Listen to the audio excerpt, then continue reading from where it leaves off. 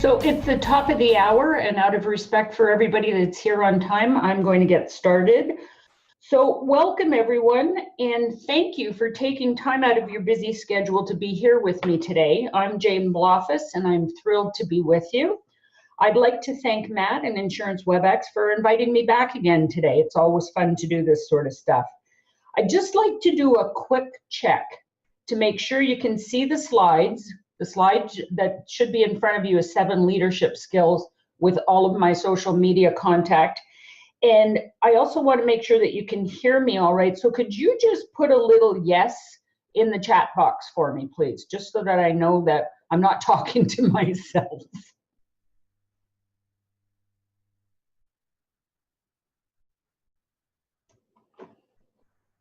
Okay, I'm not seeing anybody typing. Oh, hang on, wait a minute. Okay, there we go. Okay, thanks, Charles. Okay, so I think then we are probably good to go.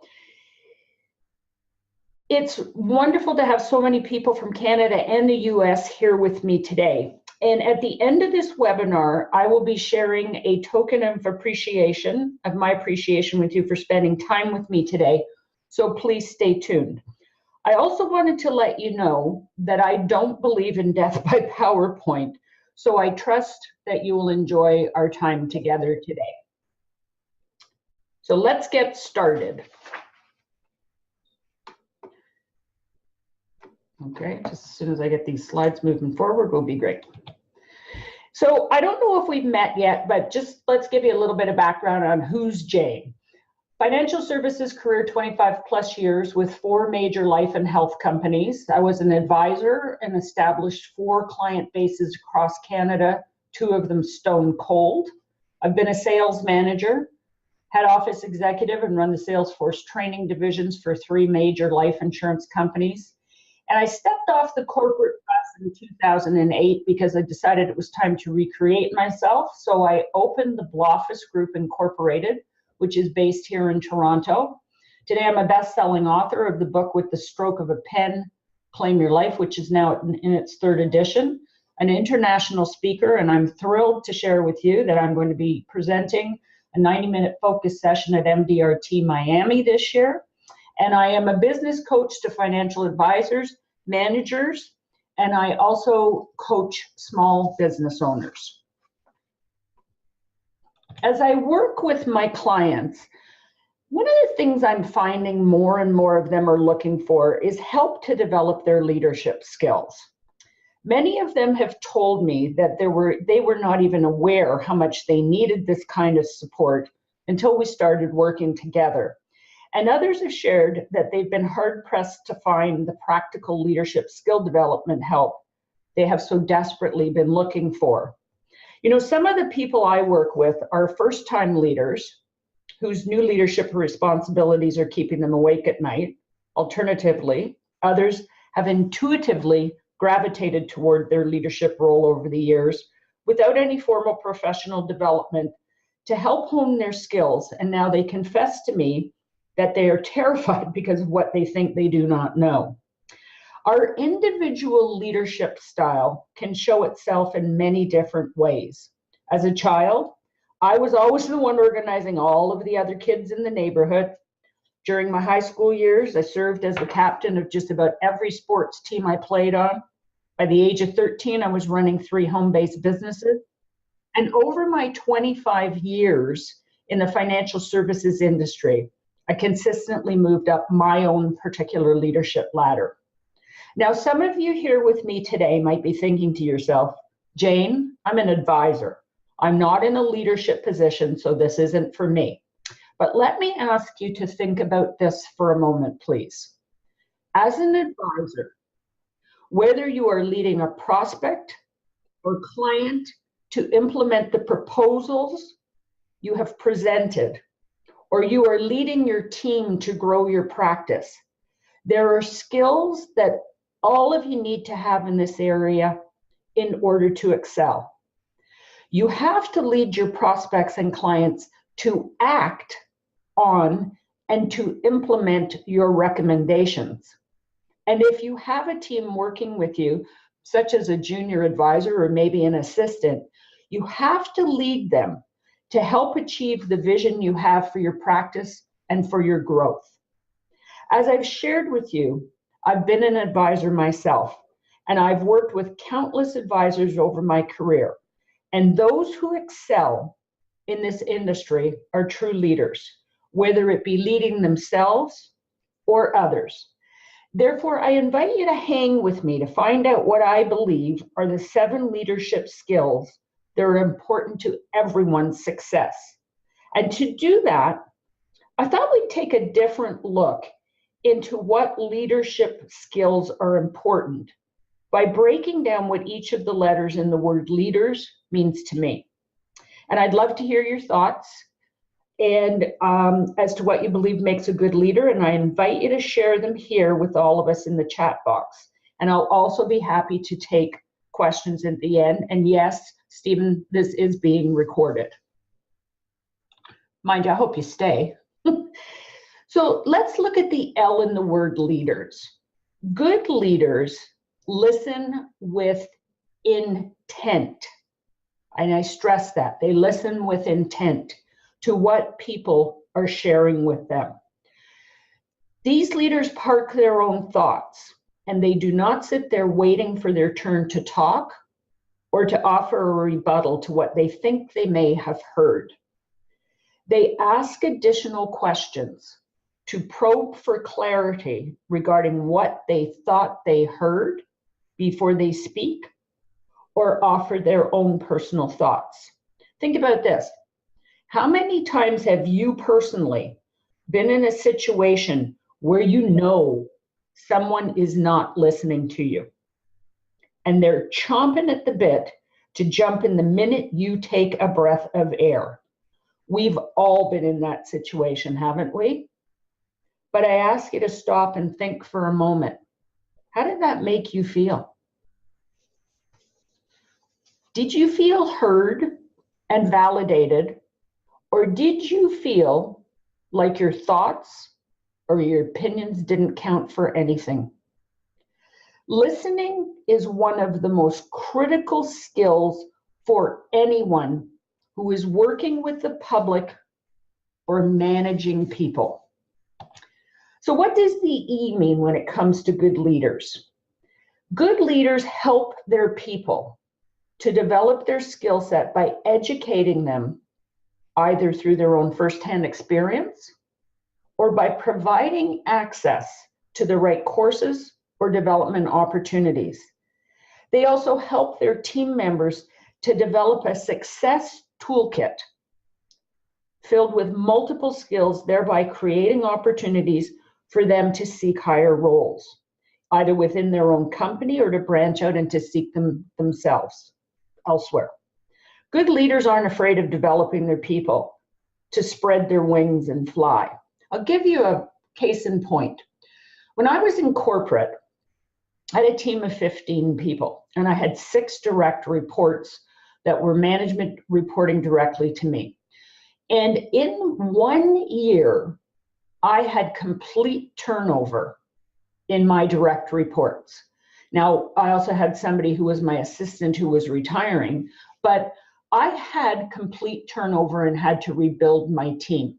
Now, for some people looking in, and I even had someone make a sort of a little bit of a joke to me one day and say, boy, you seem to be having a hard time retaining talent. Everybody's leaving. But the thing is, that wasn't what was happening. The people on my team were going on to bigger and better opportunities, either within the corporation or they had found something outside and talked to me about it, and I'd encourage them to take that opportunity. So as a leader, it's about helping to develop the people, whoever they may be, whether they're reporting directly to us or even those around us. Good leaders help other people to develop. And good leaders, the A in the word leaders is about good leaders accept other individuals' point of view, and they create a space for them to express these views, be they in alignment with their own point of view or not. They encourage their team members to bring their ideas and opinions forward without fear of career repercussions. I'm sure we can all think of a time when we clammed up and did not share our views or opinions because we were concerned about how they would be received. This happened to me when I was in corporate. In one of my performance reviews, I was told by my boss that I needed to speak up more in meetings. Yet every time I did, she either shut me down or made me feel as if my contribution did not bear merit. And believe me, folks, she did not create a safe space for me to give her that feedback. And the interesting thing was that her MBA was all about leadership, which I found rather ironic. The D in the word leaders is all about good leaders do not have to be in control and are not afraid to delegate. I do a lot of work in my coaching with advisors around this because I find that advisors have this whole thing about delegation is either going to cost me money or I just don't have time to do it. One of the things that I work with my clients is about all around the value, knowing the value of your time. As an advisor, knowing what your time is worth per hour is critically important, because what I see through all of my years working in this industry is I see way too many advisors doing $25 an hour work when they should be doing the stuff that brings in $500 to $1,000 an hour. When you really understand what the value of your time is worth, it makes it much easier for you to start to delegate. And one of the things I'm really big on is as you go and grow in this industry, if you don't have an assistant and you're a one-person show and you keep trying to do it all by yourself, you're going to burn out. You're going to implode because it's impossible to go and grow without a team around you. Now, one of the suggestions that I've made to a number of the advisors that I work with is you don't have to go out and hire a full-time assistant right away. There's lots of people out there that share assistants. I have some advisors, 4 of them are sharing one until they're building their practice to the point where they can afford to take somebody on at 50% of the time and work their way up to full-time. But it's critically important as an advisor that you do what you get paid best to do. And that, ladies and gentlemen, is to build relationships with people. That's what advisors get paid to do. You can offload, you can delegate administration, all sorts of other things. Because the reason somebody brought you into this business was because they believed you had the ability to create and to build relationships. And one of the things I find is once leaders really understand and embrace the value of their time, that they actively seek out opportunities to provide their team members with a project or task they can take on so that they in turn can develop a new skill set. They then provide mentoring and feedback to help their team develop the necessary strategic thinking required to be successful. And let's look at the E in the word leaders. Good leaders embrace change. They're not afraid of it. And they actively invite input into how their team or organization can grow and compete in ever-changing markets. And good leaders do not tell people what to do. They share what their problem is and ask for their input into finding solutions before offering up their ideas. This is so important to our own professional development. Unless we invite input from our clients, our team members, or our colleagues in regards to how we're perceived from a leadership perspective, we will not be able to grow both personally and professionally. And I want to share a little story with you that's sort of in alignment with this. And it's one that I use in a lot of my speeches that I do. I talk a lot about delivering customer delight and not delivering strictly customer service. I believe that in today's day and age, customer service, frankly, is table stakes. It's what's expected. It's the going above and beyond. And the only way that we can go above and beyond and deliver customer delight is if we ask the right questions and we listen. So I want to share a little example with you. I'm sure everybody on call here with me today has at one time or another gone out and had a dinner somewhere and been sitting in the restaurant when the manager comes around, stops at the table, says good evening, and asks you how your meal was. Now, I'm a Canadian, so we Canadians are very, we don't like to ruffle anybody's feathers, as everybody jokingly says. So we will usually, the response that the manager gets from just about anybody is, everything was fine, thank you very much. Most of the times what I have seen personally, and you probably have too, is the manager walks away thinking, oh, great, another satisfied customer. But that customer or you might be sitting there going, I'm not coming back here. The service was lousy, the food was cold, my steak tasted like shoe leather or whatever. So what I encourage people to do is to ask a question, the next question. And the next question is, that's wonderful to hear. What is one thing that we may do differently the next time you come back to join us for dinner or for another meal that will make your experience here even better? That's the customer delight question.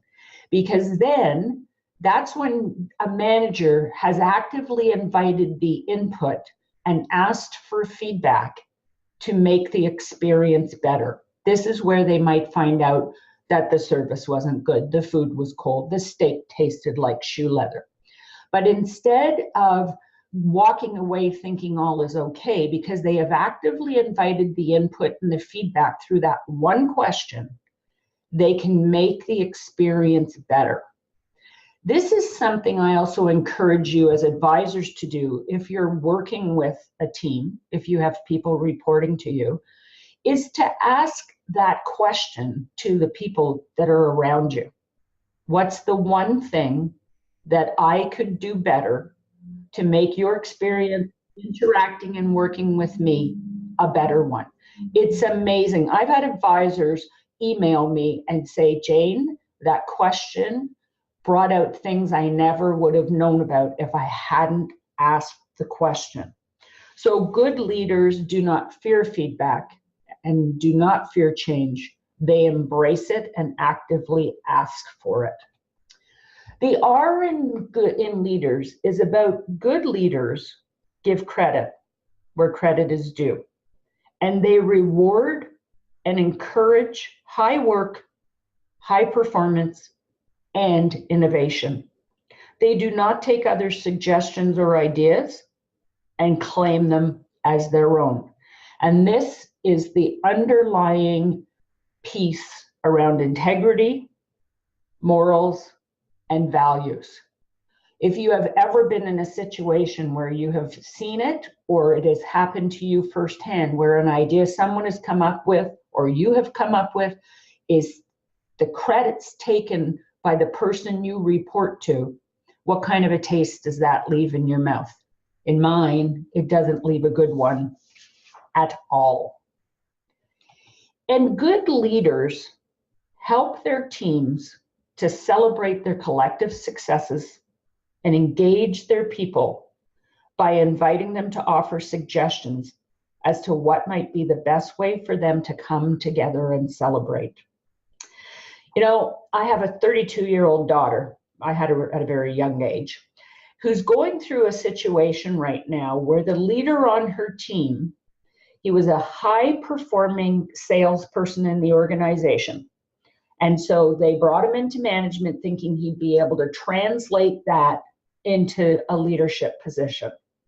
Unfortunately, this individual has not been given much coaching or access to leadership development programs and whatever. And I know he's trying, but unfortunately, he's just doing things that are rubbing his team members absolutely the wrong way. Case in point, the conference this year for her company was held in Hawaii back in February.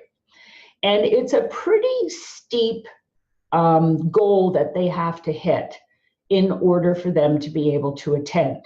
Now, you can qualify individually, but the leader of the team can also qualify based on the collective success, the collective, efforts of the people on the team. Well, in this particular instance, the team members did not qualify individually, but collectively they put enough business in place that the team leader qualified to attend Hawaii. So, what would you have done if it had been you leading the team? Going to Hawaii is pretty cool, and it's something that most of us probably would love to do. He decided to go on the trip. What do you think that did for the rest of the team? And he even repeatedly before he left kept reminding them that I will not be available from X date to X date, because remember, I'm going to Hawaii. Fast forward to today. He's lost 50% of his team because of the way he leads, the way he does not lead, and the way he is trying to micromanage, and the way he is not supporting his people. I had another client of mine that I was coaching who was struggling to make her contract at the end of last year, but she had booked a trip earlier in the year to take her 2 children with her and her husband to Disney World in November. She and I started coaching mid-year. We had her on track to make her quota for her contract at the end of the year. But the week before she was due to leave, she was a little bit behind, but she had not submitted a substantial portion of business. And her manager reached out to her and told her that he was not going to bother spending any more time with her because she didn't care about making contract because she was off to Hawaii with her family. What he didn't realize was the day before she was leaving, she submitted enough business to make contract plus. So this is extremely important about helping to celebrate successes and engaging people. Whether it's leading ourselves, whether it's being a role model for our children, leading a team as a manager or a boss, being a community advisor, a leader, being an advisor, owning our own business. Remember, and I so believe this, I believe that a leader lies inside of all of us. So I don't believe in long drawn out presentations, but I do believe in leaving time for any questions that anybody might have. So feel free, if you're muted and you have a question, to unmute yourself at this particular time, and I'll be happy to take a few questions. Or you can type them in the chat box if you like.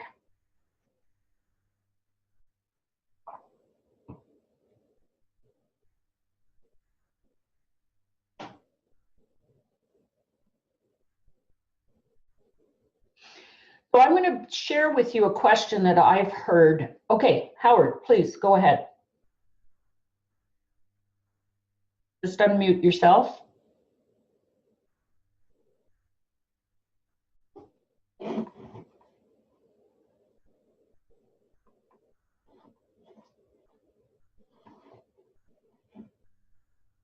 Unfortunately, I cannot hear you.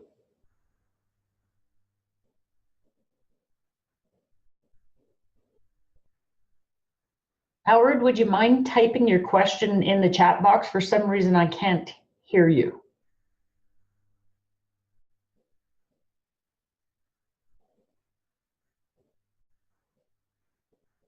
Okay, and while I'm giving Howard a moment to type it into the chat box, there's a question that I've had a number of times from people about how do you lead yourself or help yourself to be a good leader when you don't have anyone that you are reporting to, or you don't have a role model out there or whatever, which is a great question.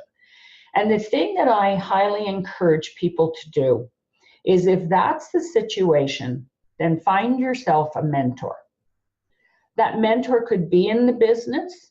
That mentor could be somebody that you know, that you respect, like, and you feel you could learn an awful lot from. And reach out to them and ask them whether they would consider being a mentor to you, so that you could bounce things off them, bounce ideas off them, be able to, spend time with them. A mentor can do an awful lot for you. If there are any courses that you can take, reading leadership books, listening to podcasts, webinars, whatever. In this wonderful world of the internet today, we have so much information at our fingertips that if you're not getting it directly from someone because you're not reporting to someone, or maybe that person isn't fulfilling what your need is, then go out and seek it otherwise. I always, during my career, tried to associate myself with people that could pull me up. There's a really great Jim Rohn quote out there that you may have heard before, that we become the average of the 5 people we spend the most time with. So think about that. And when you get off the call today, I'd encourage you to take a few minutes and write down the names of the 5 people you spend the most time with. And ask yourself, are these the right 5 people? Now, this is outside of your family. Please don't stop associating with your family or whatever. But really think about the 5 people you spend the most time with. And are they people that pull you up, or are you constantly having to pull them up? It makes a big difference. And the other thing you'll also find is that as you go and grow, you're going to change that circle of 5. I have repeatedly over the years, and I have grown because of the people I've associated myself with, that I've mentored with, that I've asked questions to, that I've reached out to. People are so generous with their time and their expertise. So if you can't get it in your direct report, then ask for it. Howard, thank you very much for asking about contact information, because that's coming up on the next slide. So just hold on for a minute. Anybody else have any other questions? Okay, as I said, I don't like to draw things out. So let's get this thing to unfreeze and move forward. As I mentioned at the start of the webinar, I'd like to share a token of appreciation with you for being here with me today, as I know how valuable your time is. So if anything I've talked about today has resonated with you in regards to your own situation, and maybe has you thinking about whether working with a coach could help you moving forward, I'd like to offer you a complimentary call with me to determine if the timing is right for you to engage a coach in order to up-level your business, and whether working together would be a good fit. Just so that you know, the value associated with this 30 minutes is $300. So, having said all of that, look for an email in your inbox over the next few days with the link you see here on this slide to arrange for your call, or feel free to jot it down now and book a time after we're finished. And also, in the email, you'll receive a link to this webinar in the event you'd like to listen to it again. And also some other little thank yous from me will be included in there. I'd also like to offer you a promo code for WebX people, that listeners and guests, that is to order my book, best-selling book, and companion planning binder. If you go on and use promo code WebX, you'll get a 20% preferred pricing, and you just need to go to janebloffice.com, and Howard, that's how you can reach out to me as well if you'd like to. It's been my pleasure, my absolute pleasure to be here with you today, and I hope that some of the information I've shared with you has been of value. Have a great day, and happy Mother's Day to all of the moms out there as well. Take care, and thank you very much.